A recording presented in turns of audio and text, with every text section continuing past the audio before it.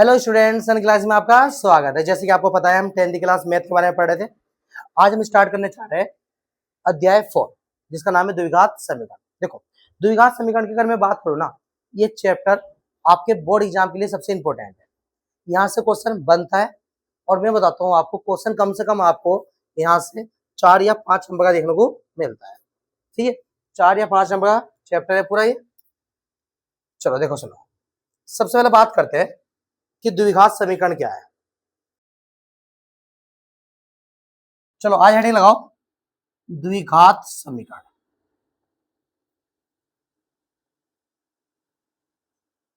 English में बोलते हैं इसको क्वाड्रेटिक इक्वेशन।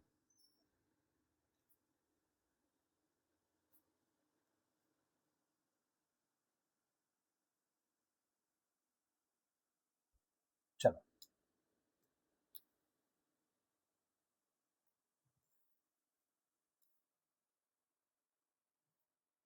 सबसे पहले बात करते हैं कि द्विघात समीकरण क्या होती है।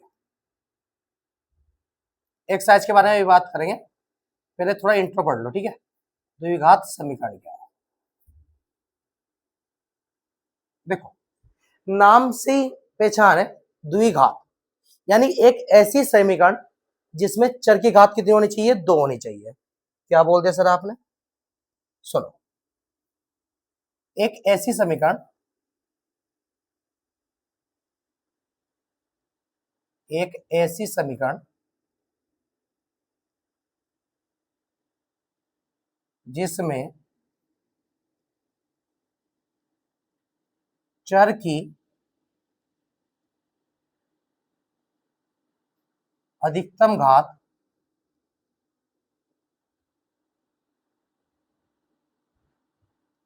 2 है, उसी समीकरण को क्या बोलते हैं? द्विघात समीकरण के नाम से जानते हैं। देखो, अगर उदाहरण देखें इसके, तो उदाहरण हम लिख सकते हैं, जब 2x उसके लिख दिया plus 3x plus 5 equal to 0। यहाँ चर की अधिकतम घात कितनी है? 2 है। ये क्या कहलाएगी? द्विघात समीकरण। और एग्जाम्पल देखना चाहो तो एग्जाम्पल देख लो, 4x स्क्वायर प्लस के 8x प्लस के 4 इक्वल टू 0। यहाँ भी चर की अधिकतम घात कितनी है? 2 है, इसलिए क्या है? द्विघात समीकरण। अगर मैं इसका मानक रूप देखूं, सर इसका मानक रूप क्या होगा?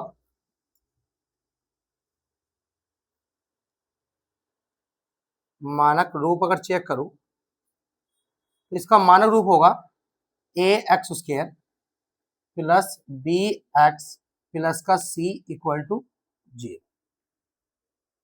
राइट, ए क्या है इसमें? एक्स स्क्वायर का गुणांक, बी क्या है? एक्स का गुणांक, और सी क्या है इसमें? अचर पद। और वैसे अगर मैं बात करूं, इसमें ए और बी और सी क्या है? एक वास्तविक संख्या है। क्या है वो? ये वास्तविक संख्या है।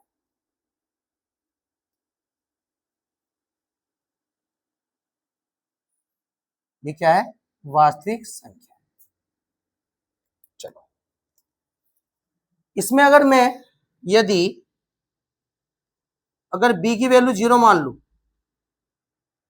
तो इक्वेशन किस रूप में देखने को मिलेगी मेरे प्यारे बच्चों? अगर मैंने b को 0 मान लिया तो यहां से आएगा a x square plus 0 into x plus c equal to 0। Equal to क्या आएगा? 0। एक्स 0 हो जाएगा, यहां से निकलेगा ए एक्स स्क्वायर प्लस के सी इक्वल टू 0। एक्स तो 0 हो जाएगा। यस या नो? क्या ये द्विघात समीकरण है? हाँ, यस सर, ये द्विघात समीकरण है, क्योंकि यहाँ चर की अधिकतम घात कितनी है? 2 है। मतलब द्विघात समीकरण में बी को 0 मान सकते हैं, ये तय है। सी को 0 मान सकते हैं, चेक कर लो। यदि सी इक्वल टू 0 कर दूं तो यहां से निकल के आएगा ए एक्स स्क्वायर प्लस के बी एक्स और सी की वैल्यू कितनी मानी हमने? 0 इक्वल टू 0। यहां से निकल के आएगा ए एक्स स्क्वायर प्लस के बी एक्स इक्वल टू 0। क्या सर ये द्विघात समीकरण है? हाँ सर, ये द्विघात समीकरण है। क्यों? क्योंकि चर की अधिकतम घात कितनी है सर? 2 है। Very good. अगर मैं ए को 0 मान लू, क्या वो द्विघात समीकरण होगी? चेक करते हैं। यदि a इक्वल टू 0 हो गया, क्या वो द्विघात समीकरण हो सकती है? चेक करो। अगर मैं a 0 मान लेता हूं, यहाँ 0 into x square plus b x और प्लस के c इक्वल टू 0, ये पूरा 0 हो जाएगा, यहां से निकल के आएगा बी एक्स प्लस के c इक्वल टू 0। क्या ये द्विघात समीकरण है? ना चर की अधिकतम घात कितनी है? एक है सर। जगह कुछ जिसके ऊपर कुछ नहीं होता उसके ऊपर एक होता है, तो यहाँ चर की अधिकतम घात कितनी है? एक है। क्या द्विघात समीकरण है? सही द्विघात समीकरण नहीं है। यानी कि हम b को 0 मान सकते हैं, c को 0 मान सकते हैं, परंतु a को 0 नहीं मान सकते। इसलिए हम यहां बोलेंगे कि जो a है वो नॉट इक्वल टू क्या होना चाहिए? 0 के बराबर होना चाहिए। a 0 नहीं होना चाहिए। या b 0 चल सकता है, c 0 चल सकता है, परंतु a नहीं चल सकता, क्योंकि वो द्विघात समीकरण नहीं हो रही है। ये द्विघात समीकरण नहीं है।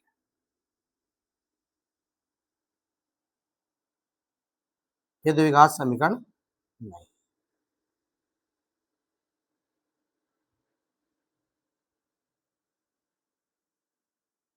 राइट।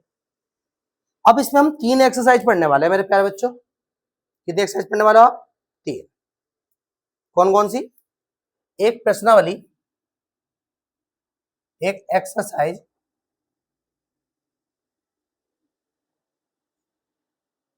आप पढ़ोगे 4.1, जहां आप सीखोगे कि द्विघात समीकरण की सत्यता की जांच, कि कोई समीकरण द्विघात समीकरण के रूप में है या नहीं है। आप पहली वाली एक्सरसाइज में सीखोगे कि द्विघात समीकरण की जांच।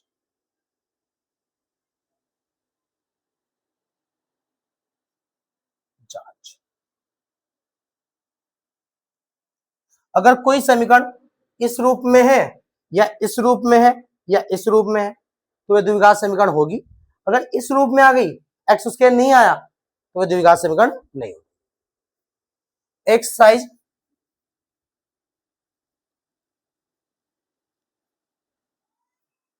4.2 में क्या आएगा? उस द्विघात समीकरण को हल करने की विधि पढ़ेंगे। अब उसकी विधि हमारे पास 3 थी। एक तो गुणनखंड विधि थी, एक द्विघात सूत्र था और एक पूर्ण वर्ग बनाने की विधि थी, जो कि यूके बोर्ड ने पूर्ण वर्ग बनाने की विधि क्या कर दी? काट दी है। बस अब हमारे पास 2 मेथड है, एक तो द्विघात समीकरण, सॉरी एक तो हमारे पास है गुणनखंड विधि और एक है हमारे पास द्विघात सूत्र। चलो, तो यहां हम पढ़ेंगे गुणनखंड विधि द्वारा, गुणनखंड विधि द्वारा द्विघात समीकरण का हल, द्विघात समीकरण का हल।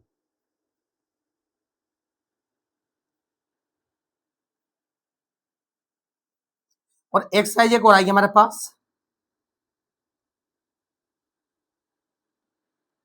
4.3, जहां हम मूलों की प्रकृति पढ़ेंगे, नेचर ऑफ रूट पढ़ेंगे और उसकी विधि करने के लिए क्या पढ़ेंगे? हम द्विघात सूत्र, द्विघात सूत्र द्वारा द्विघात समीकरण को, द्विघात समीकरण का हल।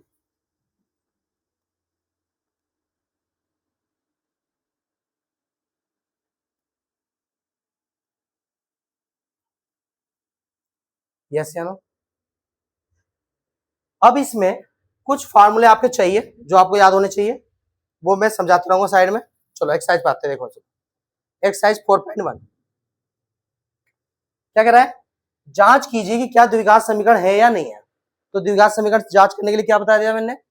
आप इक्वेशन को हल करो और इक्वेशन का रूप देखो, a x square plus b x plus c equal to 0 की फॉर्म में है या नहीं है।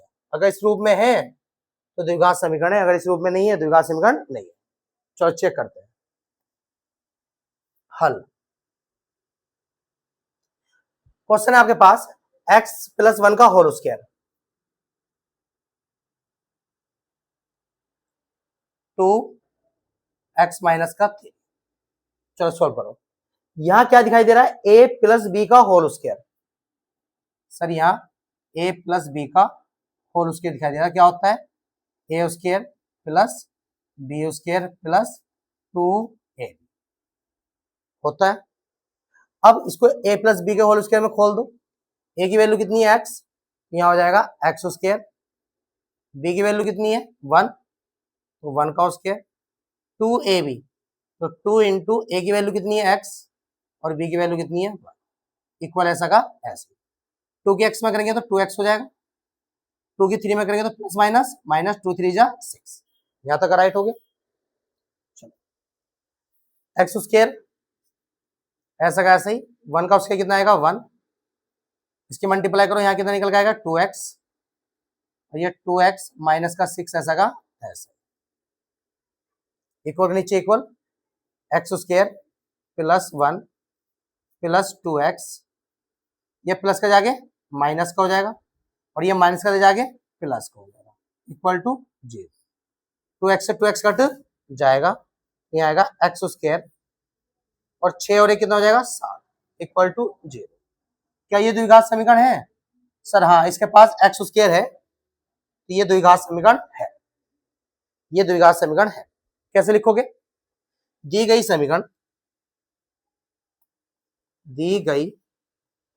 समीकरण का रूप, हम मानक रूप x square plus b x plus c equal to 0 के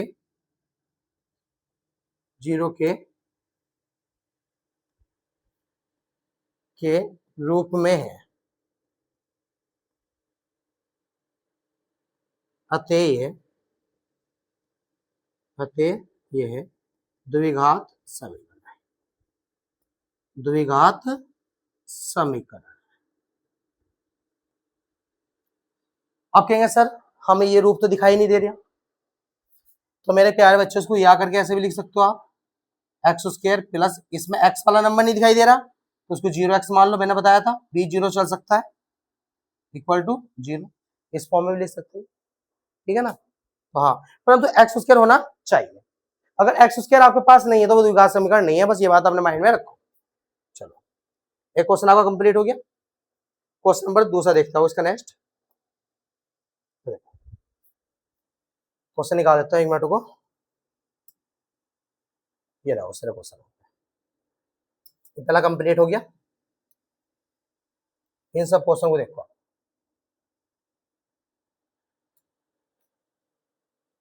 चलो अब क्वेश्चन नंबर कौन चलते हैं? दूसरे पे।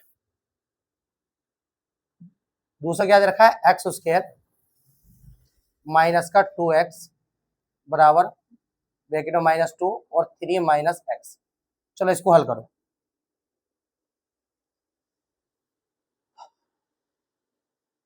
एक्स स्क्वायर ऐसा का ऐसे माइनस का 2x, इसके मल्टीप्लाई अंदर एक बार इसके साथ और एक बार इसके साथ, माइनस प्लस माइनस 2 3 जा 6, माइनस माइनस प्लस 2 के एक्स में करेंगे तो कितना आएगा 2x।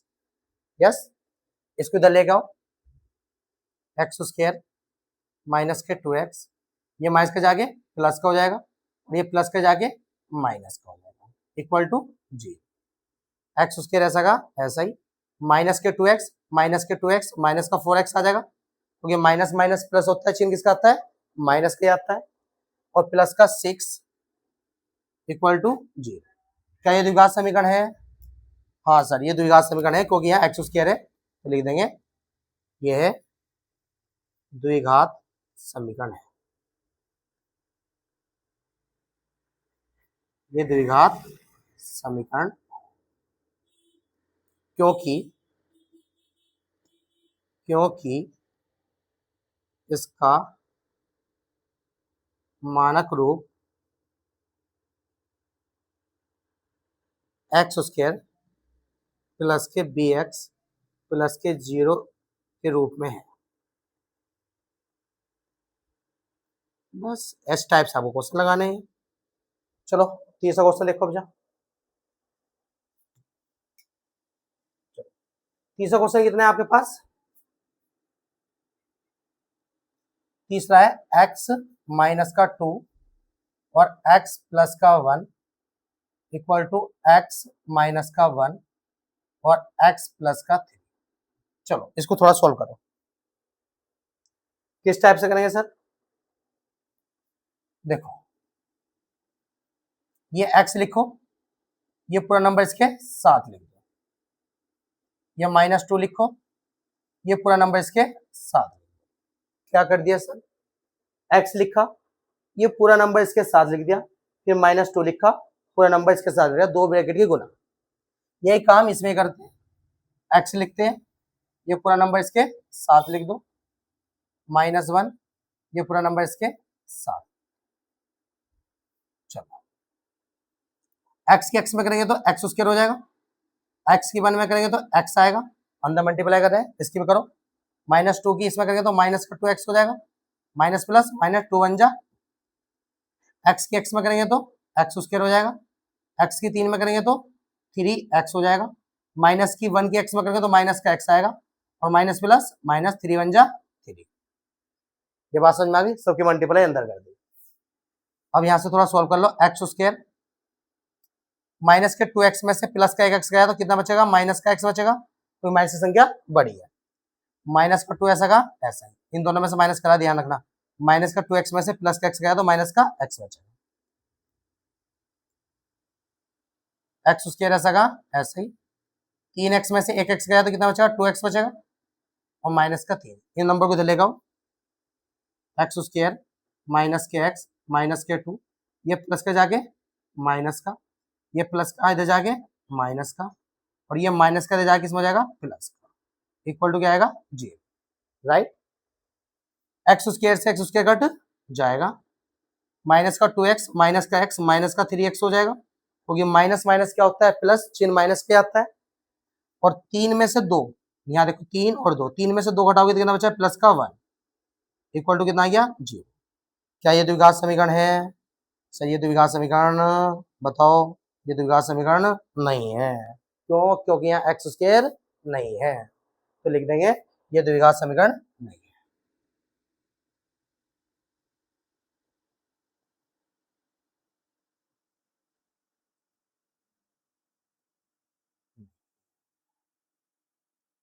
ठीक है ना। क्वेश्चन नंबर 4, चलो कितना है, x-3 और 2x+1। क्वेश्चन है आपके पास 4 x-3 और 2x+1। आगे क्या है, चेक कर लो, आगे x ब्रैकेट में x-5, x ब्रैकेट में x+5 है, यहाँ +5 है, x+5, ये क्वेश्चन है। चलो इसको चेक करते हैं, चलो हल देखो, ये x ऐसा का ऐसा ही, ये पूरा नंबर इसके साथ लिख दो, फिर -3 ऐसा का ऐसा ही, ये पूरा नंबर इसके साथ, या तो समझ में आ गया, राइट। x के x में करेंगे तो कितना आएगा, x स्क्वायर हो जाएगा, x के 5 में करेंगे तो कितना आएगा, 5x आ जाएगा। यहां तक की बात बिल्कुल बढ़िया। अब क्या करना है,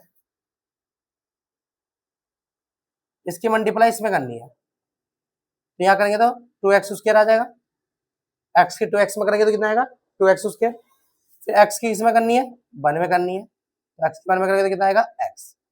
इसी प्रकार माइनस प्लस माइनस 3 दूनी 6x हो जाएगा, माइनस प्लस माइनस 3 1 जा 3, और यहाँ x स्क्वायर प्लस 5x ऐसा का ऐसा, यस या नो, यहाँ तक बढ़िया। ये दोनों नंबर इधर लेके आओ, 2x स्क्वायर माइनस के 6x में से 1x गया तो माइनस के 5x बचेंगे, माइनस का 3, ये प्लस का जाके माइनस का, और ये प्लस का जाके माइनस का, इक्वल टू कितना आएगा, 0। 2x स्क्वायर देखो, यहाँ देखो 2x स्क्वायर में से 1x गया तो कितना बचेगा, 1x स्क्वायर, माइनस के 5x माइनस के 5x कितना गया, माइनस के 10x, तो ये माइनस माइनस प्लस चिन्ह माइनस का आएगा, और ये माइनस का 3, और इक्वल टू कितना आ गया बच्चों, 0। क्या ये द्विघात समीकरण है, यस सर, यहाँ एक्स स्क्वायर है, ये द्विघात समीकरण है, लिख देंगे ये है द्विघात समीकरण है।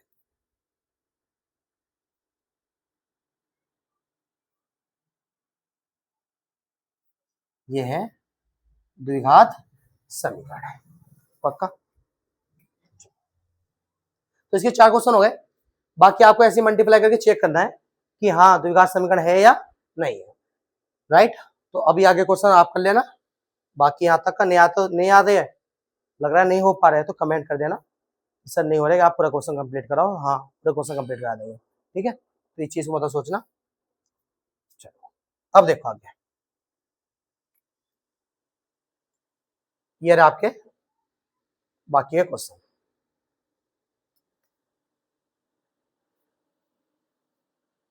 बोल लेते हैं, ये रहे बाकी के आपके। चलो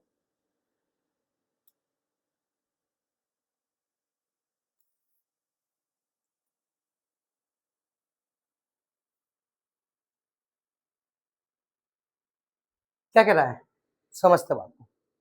निम्न स्थितियों को द्विघात समीकरण के रूप में निरूपित कीजिए। आपको हर एक स्थिति को पढ़ना है और द्विघात समीकरण के रूप में क्या करना है, निरूपित करना है। उनको हल नहीं करना, बस निरूपित करके छोड़ देना है। चलो क्या कह रहा है, पहला क्वेश्चन कह रहा है एक आयताकार भूखंड का क्षेत्रफल, मैं देखो थीम चेक कर लो आ रही नहीं आ रही। सही है। कह रहा है एक आयताकार भूखंड का क्षेत्रफल। आपके पास एक आयताकार भूखंड है बाबू, बना लेते हैं इसको। चलो यह आयताकार भूखंड है बाबू,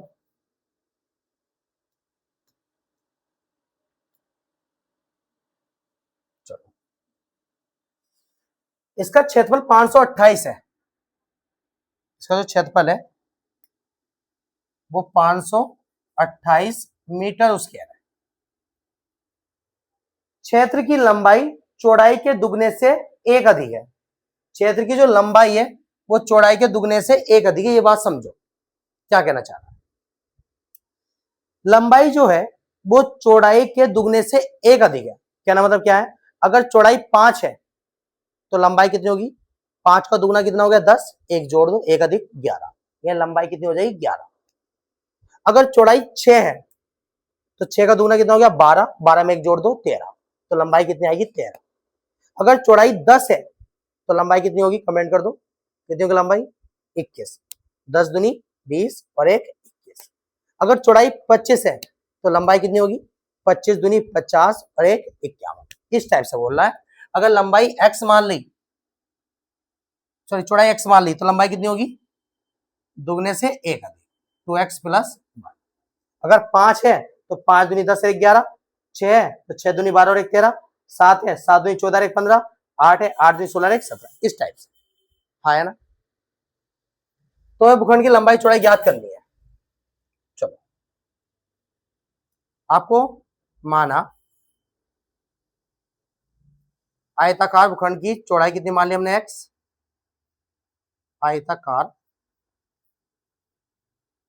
भूखंड की चौड़ाई इक्वल टू कितना मान लिया मैंने x मीटर। यस या नो। तो पर्सन से आयताकार भूखंड की लंबाई कितनी आएगी, आयताकार भूखंड की लंबाई कितनी आएगी, लंबाई 2x प्लस 1, दुगने से एक अधिक। आयताकार भूखंड का क्षेत्रफल कितना दे रखा है,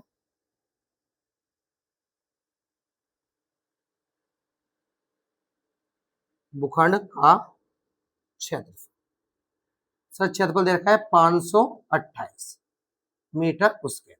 चलो अब आगे देखो, आयत का क्षेत्रफल लगा दो। चलो आयताकार भूखंड का क्षेत्रफल लगाओ, आयताकार भूखंड का क्षेत्र,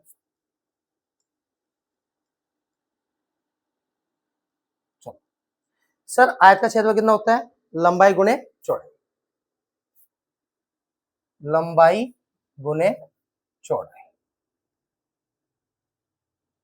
कितना होता है सर, लंबाई गुणे चौड़ाई। आयताकार भूखंड का क्षेत्रफल कितना दिया, 528, तो यहां रख दिया हमने 528 इक्वल ऐसा का ऐसा ही। लंबाई, लंबाई कितनी है सर, 2x + 1, और चौड़ाई कितनी है सर, चौड़ाई सर x है, तो इंटू में कितना आ गया x। ये बात क्लियर होगी। 528 ऐसा का ऐसा ही,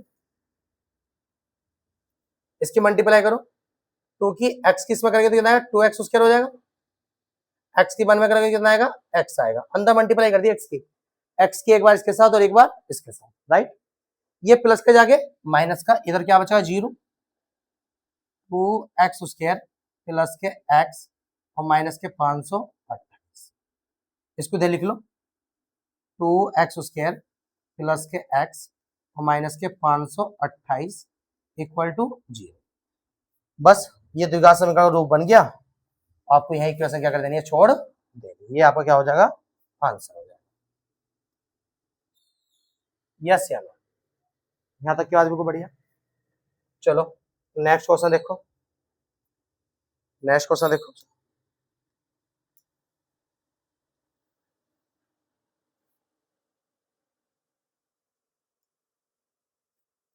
देखो ये रहा आपका नेक्स्ट क्वेश्चन, क्या है, दो क्रमागत धनात्मक पूर्णांकों का गुणनफल 306 है, हमें पूर्णांक ज्ञात करने हैं।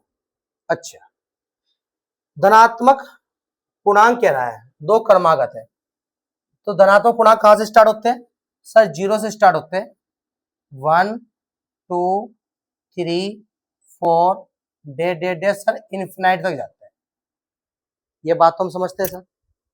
सर क्रमागत क्या होता है, क्रमागत का मतलब होता है एक का अगला दो क्रमागत है, दो का अगला तीन क्रमागत है, तीन का अगला चार क्रमागत है, चार का अगला क्रमागत कौन होगा, पांच, पांच का क्रमागत कौन होगा, छह, छह का क्रमागत कौन होगा, सात, यानी उसका सीक्वेंस अगला वाला नंबर वो क्रमागत होता है।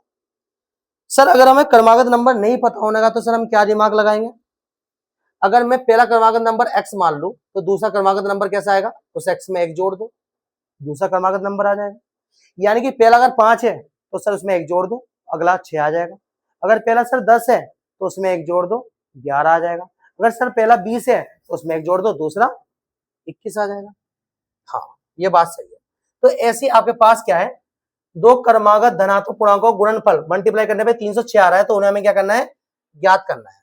तो हमें पता नहीं कौन कौन से पे दो नंबर है जिनकी मल्टीप्लाई करने पे 306 आ रहा है, तो हम मान लेते हैं, माना पहला धनात्मक पूर्णांक, मान लेते हैं x, कितना है x, और दूसरा धनात्मक पूर्णांक कितना निकल के आएगा, x + 1, क्रमागत है ना। अगला नंबर अगर पहला 20 है तो अगला 21 होगा, अगर पहला 25 है तो अगला 26 होगा, एक जोड़ देना उसमें, क्रमागत निकल के आ जाएगा। पर्सन से क्या बोल रखा है, पर्सन से दो क्रमागत धनात्मक का गुणनफल कितना है, 306 है, तो इन दोनों का अगर मैं गुणनफल करूं x + 1 इक्वल टू कितना निकल के आएगा, 306। दोनों की मैं मल्टीप्लाई करता हूं, बेग निशान मल्टीप्लाई है, तो कितना आएगा 306। x की x में करेंगे तो x स्क्वायर हो जाएगा, x की 1 में करेंगे तो कितना आएगा x, अंदर मल्टीप्लाई कर दी, यहाँ कितना आएगा 306, ये प्लस का जाके माइनस का, तो x स्क्वायर x, ये प्लस का जाके माइनस का 306 इक्वल टू कितना आ गया जी। बताओ ये आपका क्या हो गया, वो द्विघात समीकरण रूप में व्यक्त हो गया। यस या नो। चलो अगला क्वेश्चन देखो,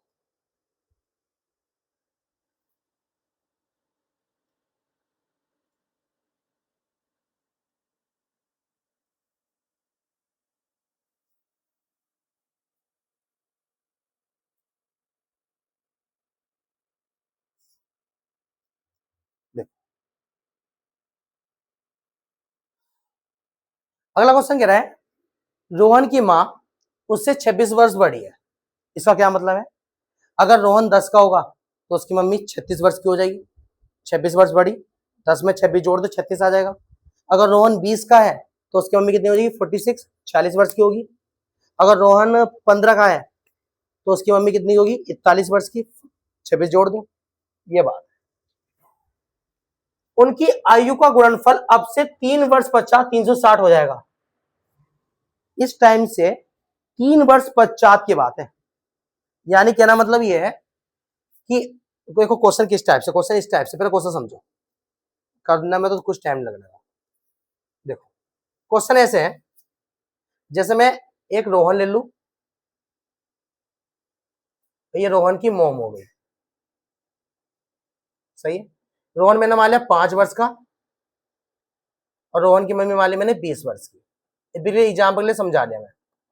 तो रोहन की मदर्स रोहन से कितनी वर्ष बड़ी है? तो आपको दिखाई दे रहा है सर ये 15 वर्ष बड़ी है। कितनी बड़ी है? 15 वर्ष बड़ी है। अगर मैं अब से 5 वर्ष पश्चात देखूं, तो 5 वर्ष पश्चात में रोहन कितना हो जाएगा? 10 वर्ष का हो जाएगा, और उसकी मम्मी कितनी हो जाएगी? 25 वर्ष की हो जाएगी। भाई 5 वर्ष पश्चात अगर मैं देखूं, 5 वर्ष पश्चात अगर मैं चेक करूं, तो 5 वर्ष पश्चात में रोहन 10 साल का हो जाएगा, उसकी मम्मी कितनी हो जाएगी? 25 साल की हो जाएगी। दोनों की मल्टीप्लाई करोगे तो कितना आएगा? 250। कितना आएगा? 250। तो उसी प्रकार से क्वेश्चन कह रहा है रोहन की जो मदर है वो 26 वर्ष बड़ी है, और अब से 3 वर्ष पश्चात उनकी आयु गुणनफल कितना आ रहा है? 360 हो जाएगा। तो उन्हें हमें क्या करना है? ज्ञात करना है। चलो निकालो। तो मान लेते हैं कि माना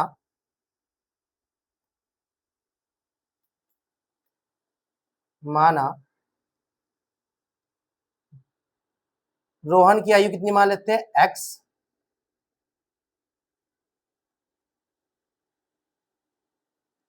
कितनी मान लेते हैं? x वर्ष, और रोहन की माँ की आयु कितनी मान लेते हैं? कितनी हो जाएगी? 26 वर्ष बड़ी है। तो रोहन की माँ की आयु कितनी निकल के आ जाएगी? x प्लस 26 वर्ष। यस या नो? अब पर्सन से क्या पूछा गया है? पर्सन से बोला गया है, पर्सन बोला गया है अब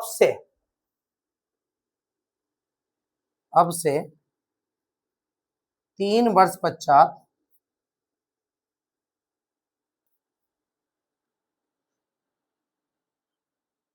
3 वर्ष पश्चात इनकी आयु का गुणनफल कितना हो जाएगा? वो 360। इनकी आयु का गुणनफल 360 हो जाएगा।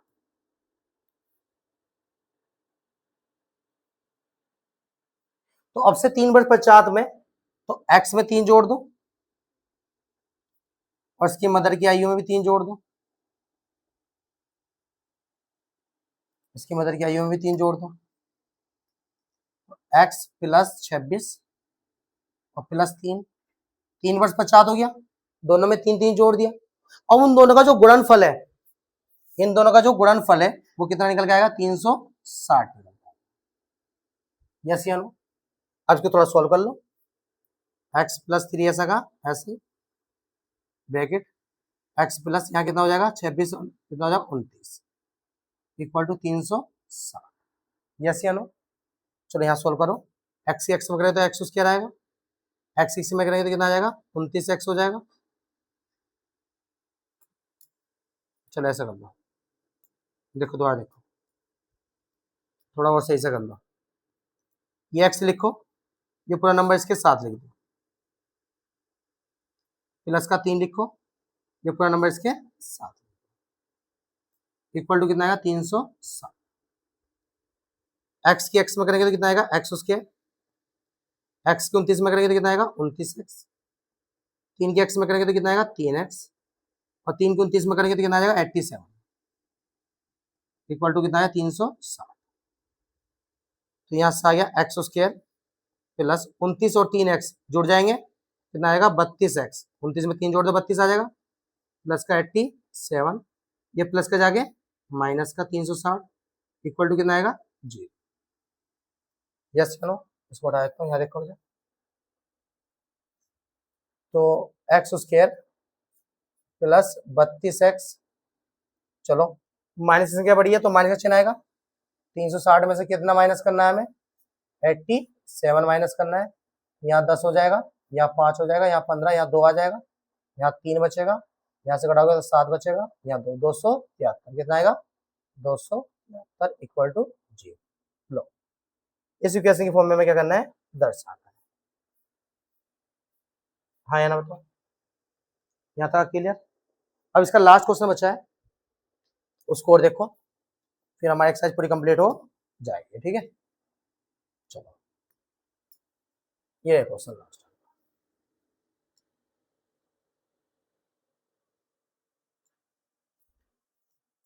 देखो समझो,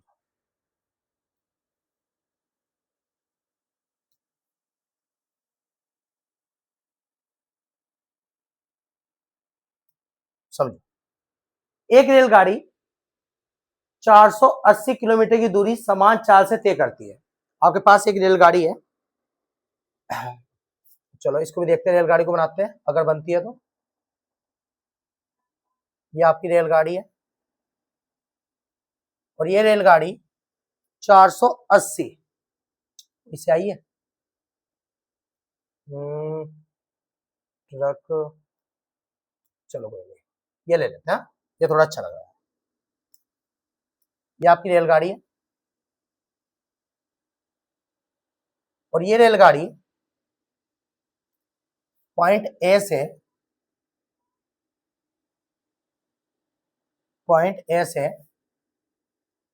पॉइंट बी तक कितना जाती है, 480, कितना जाती है 480 किलोमीटर, सही है, समान चाल से। यदि इसकी चाल 8 किलोमीटर पर हॉवर कम होती है तो वो इसी दूरी को तय करने में 3 घंटे अधिक लेती है। अब इसका कहना मतलब क्या है, अगर यहां में चाल मुझे पता नहीं कितनी स्पीड से भाग रही है, अगर मैं यहां चाल x मान लू और इसमें टाइम जो ले रहा है वो t1 मान लू, तो क्वेश्चन कह रहा है कि इसकी चाल को अगर मैं 8 किलोमीटर पर आवर से घटा दूं, इसकी चाल को अगर मैं 8 किलोमीटर पर आवर से घटा दूं, यानी जो x में से अगर मैंने 8 माइनस कर दूं, किलोमीटर पर आवर की स्पीड से घटा दूं, तो इसी 480 किलोमीटर की दूरी तय करने में वो समय 3 घंटे क्या लेगी, अधिक लेगी। क्यों, क्योंकि आपने स्पीड क्या कर दी, कम कर दी, चाल घटा दी, स्पीड कम होगी तो सिंपल सी बात है समय ज्यादा लेगी। अब जो समय ले रही है T2, इससे 3 घंटे क्या ले रही है, अधिक ले रही है।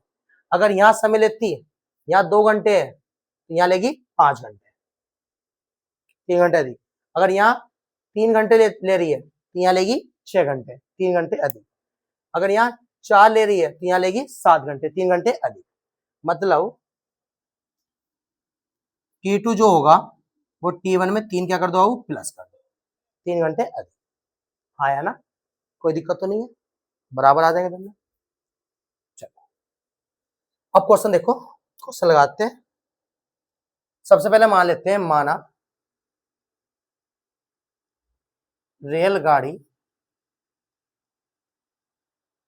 की चाल x किलोमीटर पर आवर, जब इसकी रेलगाड़ी की चाल x किलोमीटर पर आवर है तब उसको तय करने में, मतलब 480 किलोमीटर की दूरी तय करने में लिया गया समय निकाल लेते हैं। तो अब 480 किलोमीटर की दूरी को तय करने में लिया गया समय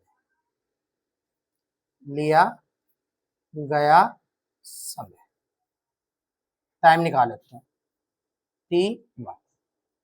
समय निकालने के लिए देखो एक फार्मूला होता है, चाल बराबर क्या होता है, दूरी बटा समय, यस या नो।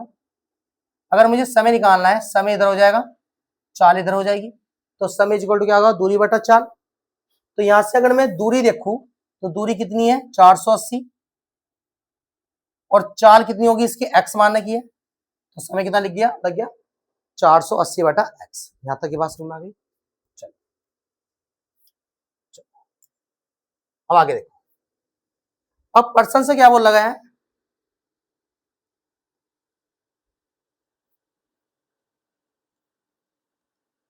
पर्सन से क्या बोल लगा है, यदि इसकी चाल 8 किलोमीटर पर आवर से कम कर दे, अगर इसकी चाल आपने 8 किलोमीटर पर आवर से कम कर दी तो वे उसी दूरी को तय करने में 3 घंटे अधिक लेती है। तो पहले हम क्या करेंगे, हम जब इसकी चाल 8 किलोमीटर से कम कर दी तो हम चेक करें कि वो समय कितना ले रही है, समय कितना ले रही है, उसको समय कितना मान लेते हैं, T2 मान लेते हैं। वो जो T2 है वो पहले से 3 घंटे क्या आएगा, अधिक आएगा, ये बात हमें पता है। अगर बाद में देखें और पहले में देखें तो पहले वाले समय के बाद वाले में 3 घंटे क्या आएगा, अधिक आएगा। चलो चेक करें। अब इसकी चाल, इसकी बोले तो रेलगाड़ी की चाल 8 किलोमीटर पर आवर से कम करने पर, तो रेलगाड़ी की चाल कितनी आई है बच्चों,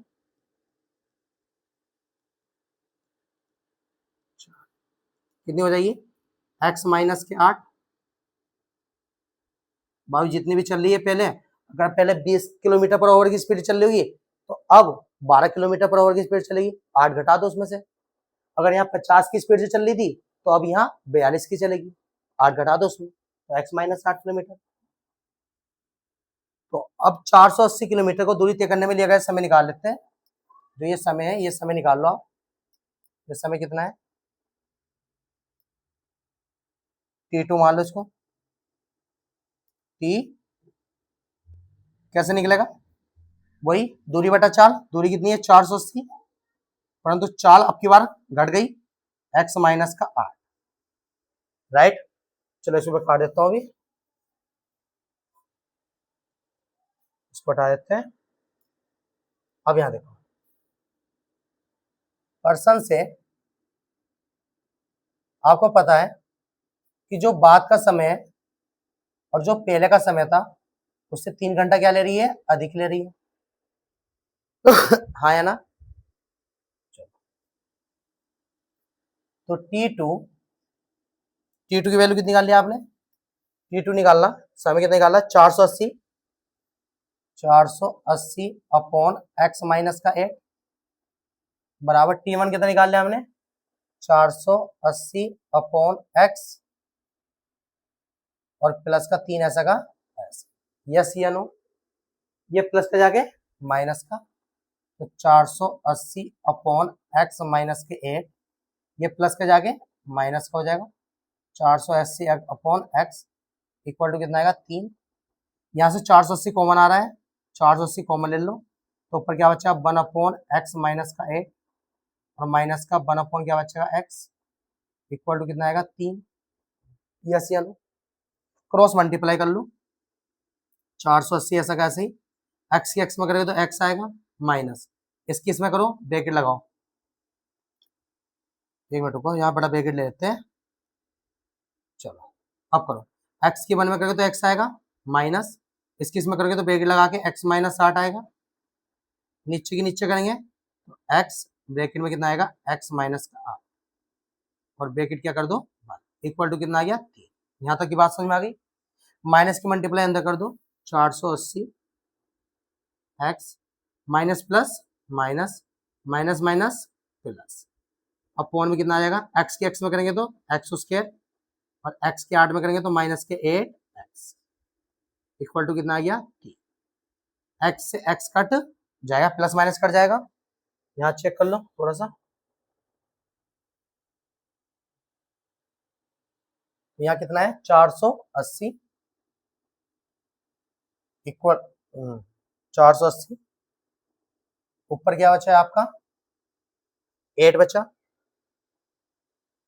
नीचे x square minus 8x bracket 1 equal to कितना आ गया 3।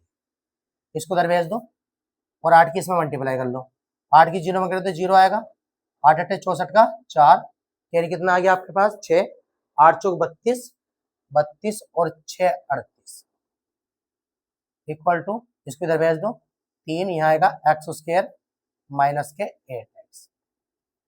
देखो 3 से अगर ये कट रहा हो तो काट दो, डिवाइड लगा दो, 3 से कट रहा हो तो 3 कम 3, 3 दूनी 6, 2 गया 3 अट्ठे 24, 1280 कट गया, यहाँ आ गया एक्स स्क्वायर माइनस के 8x, ये प्लस का जाके माइनस का, तो यहाँ से निकल गया एक्स स्क्वायर माइनस के 8x माइनस के 1280, ये आपका आंसर हो जाएगा।